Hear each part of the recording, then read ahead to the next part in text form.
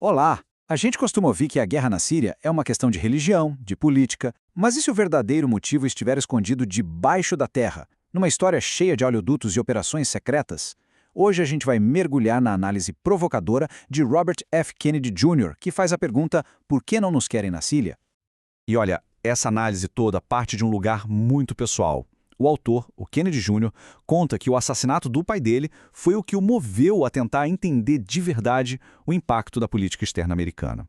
Essa busca pessoal o levou a questionar as narrativas oficiais sobre o sentimento anti-americano no Oriente Médio. A ideia central do artigo é, na verdade, bem direta. Para a gente entender o conflito de hoje, a gente precisa cavar fundo, desenterrar uma história que pouca gente conta. Uma história de intervenções secretas que, segundo ele, foi o que preparou o terreno para a crise atual na Síria. A gente sempre ouve falar que a briga é por religião, por ideologia, certo? Mas o artigo aponta para outra direção, uma direção bem mais pragmática, uma longa história de intervenção e uma briga de cachorro grande pelo controle de petróleo e gás. E essa história secreta, bom, ela começa praticamente junto com a CIA. O artigo vai descrevendo um padrão de operações, pintando um quadro bem complexo de golpes de Estado e de muita traição geopolítica. E o primeiro caso é de cair o queixo. A gente está falando de 1949. O presidente da Síria, que tinha sido eleito democraticamente, um tal de Al-Quatli, pensou duas vezes antes de aprovar um oleoduto, o oleoduto Transarábia. Qual foi a reação segundo a fonte? A CIA foi lá, orquestrou um golpe e colocou no lugar dele um ditador que, claro, aprovou o projeto rapidinho. E quem pensa que foi só um caso isolado se engana. O artigo mostra que isso virou um padrão. Depois da Síria em 49, veio o Irã em 53, onde a CIA derrubou outro governo eleito. Em 57, tentaram de novo na Síria, e não deu certo. E em 58, o feitiço virou contra o feiticeiro. Teve um golpe anti-EUR no Iraque. Ou seja, cada intervenção parecia gerar mais e mais instabilidade. E aqui está o X da questão, o efeito dominó. Todas essas operações secretas que em tese eram para proteger os interesses americanos acabaram dando um tiro no pé. Países como a Síria se sentiram traídos e correram para o colo da União Soviética, criando uma desconfiança e uma hostilidade que duram até hoje. E essa mania de intervir por causa de recursos, segundo o artigo, não é coisa do passado, não. A análise defende que a guerra civil síria, essa que a gente vê no noticiário, é na essência uma nova versão dessa mesma briga, uma guerra por gasodutos. Então, a grande pergunta que fica é: tá bom, isso foi lá atrás, mas e hoje? O que realmente está em jogo agora na Síria? Se a história foi de golpes por petróleo, o que move o conflito atual? E a resposta, pessoal, está bem aqui nesse quadro. É uma disputa de gigantes. De um lado, um projeto de gasoduto apoiado pelo Catar, Arábia Saudita e, claro, pelos Estados Unidos. A ideia era levar gás do Catar até a Europa, passando pela Síria. Do outro lado, um projeto concorrente, o gasoduto islâmico, apoiado pela Rússia, que levaria gás do Irã, um país xiita, para a Europa, também passando pela Síria. Quem controlasse a Síria controlaria uma das principais fontes de energia para a Europa. E aí veio o momento da virada. Em 2009, o presidente sírio Bashar al-Assad disse não para o projeto do Catar. E o motivo que ele deu, segundo a fonte, foi bem claro. Era para proteger os interesses da Rússia, sua grande aliada e, por acaso, uma das maiores fornecedoras de gás para a Europa.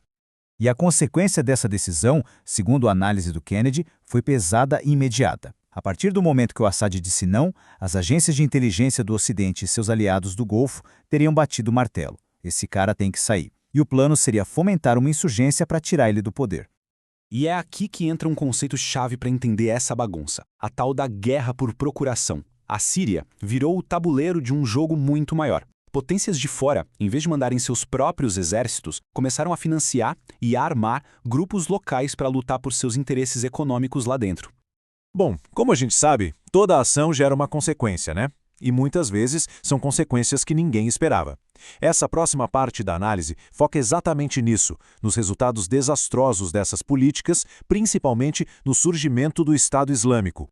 Para a gente entender como o monstro foi criado, o artigo traz um fato que é, no mínimo, impactante. Antes da invasão americana em 2003, não existia Al-Qaeda no Iraque. O Saddam Hussein era um ditador secular. Ele não dava espaço para grupos assim. A intervenção dos Estados Unidos teria basicamente aberto a porta para eles entrarem. Mas como isso aconteceu na prática? A análise aponta para duas decisões, duas canetadas do administrador americano no Iraque, Paul Bremer. Primeiro, ele baniu o partido Baath, que governava o país. Isso deixou 700 mil funcionários, a maioria sunitas, na Rua da Amargura. Segundo, ele simplesmente dissolveu o exército iraquiano, mandando para casa quase 400 mil soldados treinados. Agora vamos parar e pensar no tamanho disso. A gente está falando de mais de 1 milhão de sunitas. Muitos deles com treinamento militar, armados e agora sem emprego, sem futuro e com muita raiva. O artigo chama isso de subclasse desesperada. Era o terreno perfeito para uma insurgência explodir.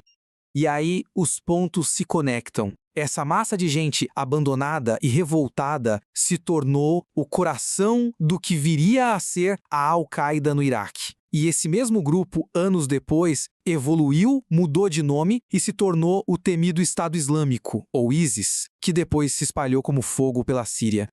E se tudo isso já não fosse chocante o suficiente, se preparem.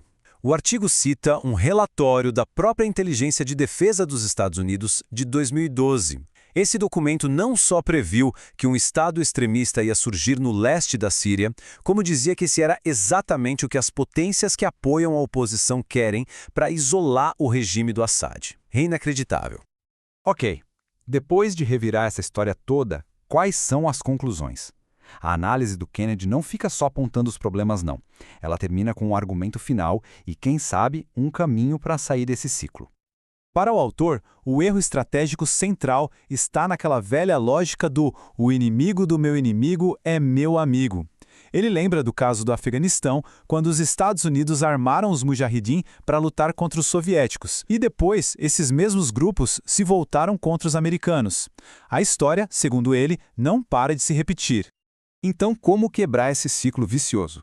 O artigo propõe uma mudança radical resumida em 4 pontos. Primeiro, acabar com esse vício em petróleo que envenena a política externa. Segundo, reduzir drasticamente a presença militar no Oriente Médio. Terceiro, deixar as nações árabes resolverem seus próprios problemas. E, por último, focar os recursos em reconstruir o próprio país. No fim das contas, a conclusão do artigo é forte, é direta. Quando a gente olha por essa lente da história, com todas as intervenções e interesses econômicos, a famosa guerra ao terror começa a parecer só mais um capítulo na longa e sangrenta história das guerras por petróleo. E com isso, a gente fecha o círculo e volta para a pergunta lá do começo. Depois de passar por essa história de gasodutos, golpes e consequências inesperadas, a perspectiva sobre o conflito muda, né? A pergunta que fica no ar para a gente pensar é: será que a guerra ao terror foi o tempo todo só uma cortina de fumaça para outra guerra por petróleo? Fica aí a reflexão. Obrigado pela companhia.